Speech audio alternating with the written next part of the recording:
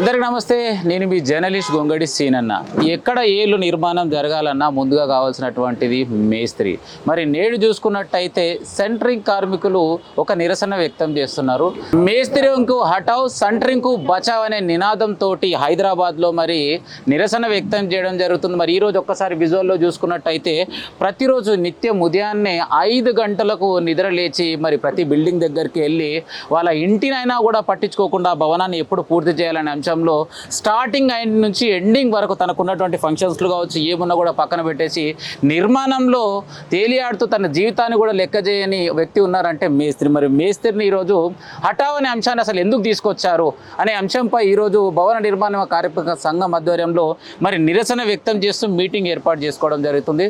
So Badangpet గ్రామంలో ఈ meeting మాత్రం మొదటిసారి చూస్తున్నాం. మరి ఈ యొక్క మీటింగ్ ఇంతకు ఎందుకు ఏర్పాటు చేశారు, ఈ మీటింగ్ ఏర్పాటు చేసుకోవడానికి కారణం ఏంది, మరి ఇక్కడికి ముఖ్య అతిథిగా వీళ్ళకి నేను అండగా ఉంటా, వీళ్ళకి న్యాయం జరిగే వరకు పోరాటం చేస్తా అని చెప్పేసి మరి నాయకుడు మనతో పాటు వచ్చారు. అన్నను కూడా అరుచుకునే ప్రయత్నం చేస్తా. అన్న నమస్తేనే. నమస్తే. ఏం పేరే అన్న?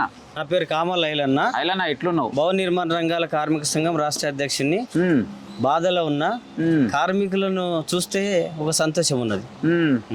ఎందు గురించి అన్న మరి ఈరోజు టెంట్ ఏర్పాటు చేసి మరి మేస్త్రీలు అందరిని కూడా పనికోకుండా మరి ఇక్కడికి పిలిపించిన ఇంతకు ఏమైందనంటే ఈ నెల 16వ తారీఖు నాడు సెంట్రింగ్ కాంట్రాక్ట్ కార్మికులకు సంబంధించిన వాళ్ళు సమ్మె నిర్వహించారు. ఆ సమ్మె నిర్వహించినటువంటి పద్ధతి కూడా సహజంగా సమ్మె హక్కుల కోసము లేకపోతే రేట్ల పెంపు కోసం సమ్మె ఇచ్చిన అవసరం ఉంటుంది. అట్లా కాకుండా ఇవాళ వీళ్ళు చేస్తున్నటువంటి సమ్మె ఏంది, తాపీ మేస్త్రి హటావో సెంట్రింగ్ కార్మికుడు బచావ్ అనేది. అంటే తాపీ కార్మికుడు పక్కకు పోతే సెంట్రింగ్ కార్మికుడు భవనాన్ని నిర్మాణం చేయగలుగుతాడా? అది సాధ్యమవుతుందా? కాదు. పురాతనం నుంచి వెనకటి కాలం నుండి కూడా తాపీ మేస్త్రి మొదటి భవనము గృహము నుంచి స్టార్ట్ అయినటువంటి మేస్త్రి ఇవాళ పక్కకు పోతే సెంట్రింగ్ కార్మికుడు ఏం చేయగలుగుతాడు? వాస్తవానికి ఒక ఇల్లు స్టార్ట్ చేయాలంటే ముగ్గు వేయాలంటే ముందు మేస్త్రి రావాలి. ఆ ముగ్గు పట్టుకొని ఇట్లా పోసినాకనే పని స్టార్ట్ అవుతుంది అంట. మొదటిసారి ఆదిమ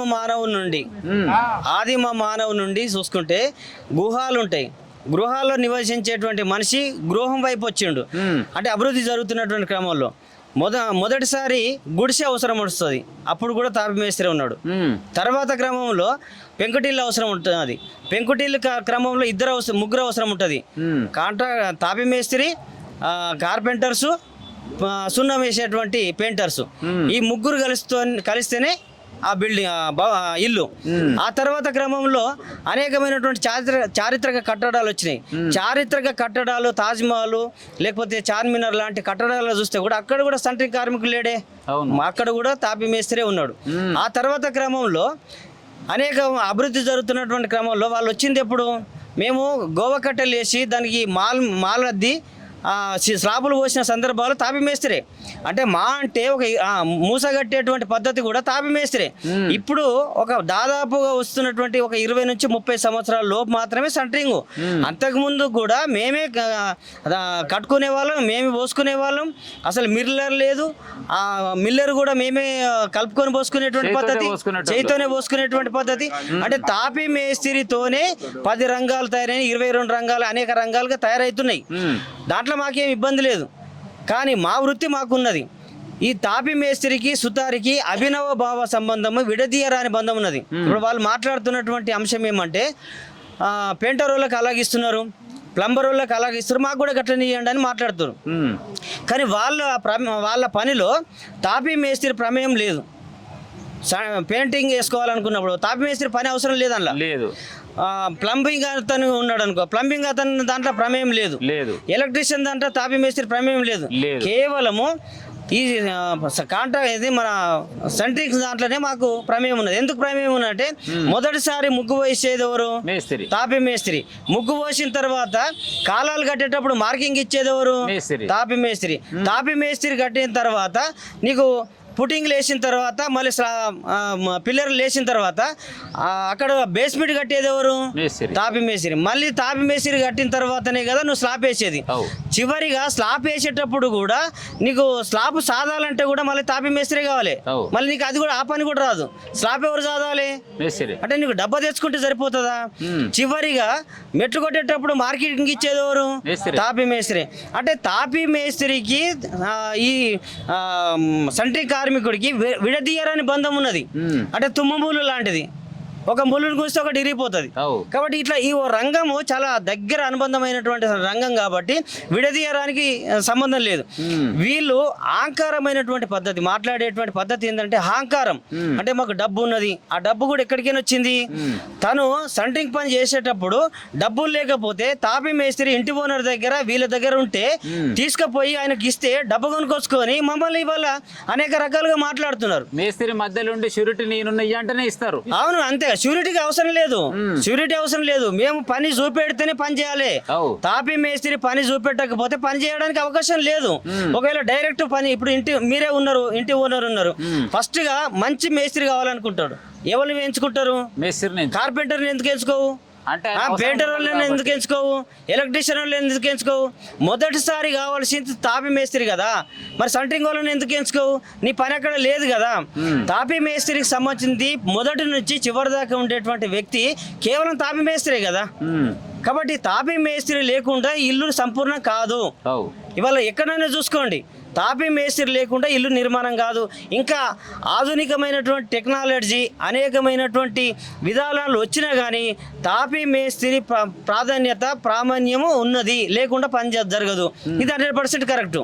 ఇవాళ వాళ్ళు మాట్లాడుతున్నటువంటి వెకిలి శాస్త్రాలు, మధ్యవర్తులు, దళారులు, దోపిడీదారులు అనేటువంటి మాటలు అనేకమైనటువంటి మాట్లాడుతున్నారు.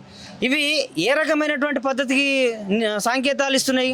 ఇవాళ దళారి దోపిడీదారి అనుకున్నాం, రైట్, మేము అది ఒప్పుకుంటాం.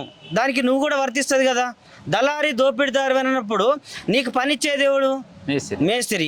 నీ కింద పని చేసేటోడు సెంట్రింగ్ కార్మికుడు. మళ్ళీ మధ్యలో నువ్వు దళారివా కాదా? అంటే మేము దళారి నువ్వా? మేము పని చేసుకునేది ఎక్కడికి తెచ్చుకుంటున్నాం? పని డైరెక్ట్ ఓనర్ నుంచి తెచ్చుకుంటున్నాం. మధ్యవర్తి ఎవరు లేరు. కానీ నీకు ఎవరున్నారు? ఈడ మేమున్నాము. తర్వాత నీ కింద పనిచేసే లేబర్ ఉన్నారు. మధ్యలో నువ్వు ఏమవుతావు? అది నీకే వర్తిస్తుంది, మేము అనడం కాదు. కాబట్టి ఇట్లాంటి కూతలు మానుకోకపోతే చాలా తీవ్రమైనటువంటి పరిణామాలు ఉంటాయి. అంతేకాదు, ఇవాళ కార్మికులందరికీ ప్రతి ఒక్కరికి ఆత్మగౌరవం ఉంటుందండి. ఇన్ని రోజులు సోదరభావంతో పనిచేసినాం, ఇన్ని రోజులు కలిసి పనిచేసినాం. 100 సంవత్సరాల నుండి ప్రతి రంగంలో ఉన్నటువంటి కార్మికులంతా కలిసినాం. ఇవాళ దేశవ్యాప్తంగా కార్మిక వర్గ పోరాటాలు నడుస్తున్నాయి. ప్రపంచవ్యాప్తంగా కార్మిక వర్గ పోరాటాల్లో ఏం చెప్తున్నారు? ప్రపంచ కార్మికులారా ఏకంగండి అని చెప్తున్నారు. ప్రపంచ కార్మికులు ఏకంగండి అని ఒక పక్క చెప్తే వీళ్ళేం చెప్తున్నారు? సెంట్రింగ్ కార్మికులు తాపి మేస్త్రి అలాగని చెప్తున్నారు. ఇది ఎక్కడికి సంకేతాలని చూపెడుతున్నది? అంటే దమాకు లేదు వీళ్ళకు మోకాలలో దమాకు ఉన్నది. ఒక పక్క కార్మికులు కలవాలంటున్నాం కదా. ఇవాళ టార్గెట్ ఏముండాలి? ఇవాళ పెట్టుబడిదారు మీద ఉండాలి. భూస్వామ్య బడా పెట్టుబడిదారుల మీద ఒక ఉద్యమం ఉండాలి కార్మిక వర్గానికి. ఎందుకంటే దోపిడీ చేసేది పెట్టుబడిదారులు కదా. సాటి కార్మికుడు ఎట్లా దోపిడీ చేస్తాడు? ఏ రూపంలో దోపిడీ చేస్తారు? వాళ్ళకి అవగాహన లేదు. సంఘం ఎట్లా పెట్టాలనో తెలియదు. ఇవాళ పనిముట్ల మీద అనేకమైనటువంటి మాటలు మాట్లాడుతూ ఉన్నారు. పనిముట్ల మీద చేసేటువంటి పనిముట్ల మీద 100 రూపాయలు 50 రూపాయల సామాన్ తెచ్చుకొని వీళ్ళు పనిచేస్తారని అంటే నీకు వృత్తి మీద గౌరవం లేదా? తాపి మెట్న లేకుండా, గుండుదారం లేకుండా పని ఎట్లా జరుగుతుంది? పోనీ నువ్వు చేయగలుగుతావా? మేము పట్టుకోం. తాపి మెట్న గుండుదారం మేము పట్టుకోం. నువ్వు చేస్తూ ఈ పని, ఈ పరికరాలు లేకుండా. అంటే పరికరాల మీద అవమానపరుస్తున్నటువంటి తీరున్నది. పరికరాల మీద అవమానపరుస్తున్నావు అంటే నీ వృత్తిని అగౌరవపరుస్తున్నావు. అంటే ఇట్లా ఈ రకంగా వాళ్ళకు సంఘం పట్ల కానీ, ప్రజల పట్ల మీద, చట్టాల మీద కానీ, సొసైటీలో ఉన్నటువంటి వ్యక్తుల మీద కానీ ఏమాత్రం ఇంకిత జ్ఞానం లేదు, ఏమాత్రం అవగాహన లేదు. అవగాహన రహితమైనటువంటి మాటలు మాట్లాడుతున్నారు. దానికి బేషరతుగా క్షమాపణ చెప్పి 8 తారీఖు వరకు మేము డెడ్లైన్ ఇచ్చినాం. 8 తారీఖు వరకు బంద్ చెప్పకపోతే 8 తారీఖు వాళ్ళు మేము ఈ కార్యక్రమాలు స్టార్ట్ చేయగానే వాళ్ళు మళ్ళీ మేము ఆ పనులు చేస్తున్నాం అనేటువంటి సమ్మె విరమిస్తామని చెప్తున్నారు. సమ్మె విరమించుకున్నా పర్వాలేదు, కానీ నువ్వు సమ్మె విరమించుకున్నా కానీ 8 తారీఖు వరకు డెడ్ లైన్ చెప్పినావు. మరి క్షమాపణ ఒకటి చెప్పాలి. మమ్మల్ని అందరూ రోడ్డు మీద తీసుకొచ్చినావు. ఇవాళ ఇంటి ఓనర్లతో మాకు ముఖం నామర్ద చేసినావు. అట్లాంటి వ్యక్తులు మమ్మల్ని రోడ్డు మీద తీసుకొచ్చి నువ్వు సమ్మె బంద్ చేసుకొని పోతున్నావు అంటే రేపటి నుండి 8వ తారీఖు దాకా సెంటరింగ్ పనులు మొత్తం బంద్ చేస్తామనేది సందర్భం గుర్తు చేస్తూ ఉన్నాం. మేము పని చేస్తాం, వాళ్ళని బంద్ పెడతాం. 8 తారీఖు తర్వాత మేము రాష్ట్ర వ్యాప్తంగా ఒక డిసిషన్ తీసుకుంటాం. ఆ డిసిషన్ తర్వాతనే వాళ్ళకు రేట్ల విషయంలో ప్రతి విషయంలో వాళ్ళు కలిసి సోదరభావంతో పనిచేస్తారా, అహంకారపూరితమైనటువంటి విధానంతో పనిచేస్తారా, భవిష్యత్తు నిర్ణయిస్తుంది అనేది వాళ్ళ మీదనే వదిలిపెడతాం అనేది సందర్భం గుర్తు చేస్తూ ఉన్నాం. రైట్. మరి ఏదైతే ఐలన్న గారు చెప్పినటువంటి మాటల్లో భాగంగా మేస్త్రి పుట్టింది ఈ రోజు కాదు. గతంలో చూసుకున్నట్టయితే ఒక 150 సంవత్సరాల క్రితం నుంచి మేస్త్రిదే మెయిన్ పార్ట్ ఇల్లు కట్టాలన్నా ఒక 30 సంవత్సరాల నుంచి సెంటరింగ్ అనేది ఈ డబ్బాల కార్యక్రమం ముందుకు రావడం జరిగింది. మరి ఇప్పుడు వచ్చి మమ్మల్ని దళారడం ఇది ఎంతవరకు కరెక్టు? సో ఏది ఏమైనా మీకు మాత్రం మేము ఒక డెడ్ లైన్ ఇస్తున్నాం, 8 తారీఖు వరకు ఒక టైం ఇస్తున్నాం. ఆ లోపల కనుక మీరు క్షమాపణ చెప్పనట్టయితే భారీ ఎత్తున నిరసన వ్యక్తం చేయడం జరుగుతుందని చెప్పేసి మనతో పాటు తెలియజేయడం జరిగింది. సో ఏది ఏమైనా కూడా కార్మికులకు ఎప్పుడు ఎక్కడ కష్టాలున్నా కూడా మరి డిఎస్కే న్యూస్ ఛానల్ అండగా ఉంటుందని చెప్పేసి, అదేవిధంగా చూసినటువంటి ప్రతి మేస్త్రి అనే యొక్క ఛానల్ సబ్స్క్రైబ్ చేసుకొని సపోర్ట్ చేయవలసిందిగా మనవి.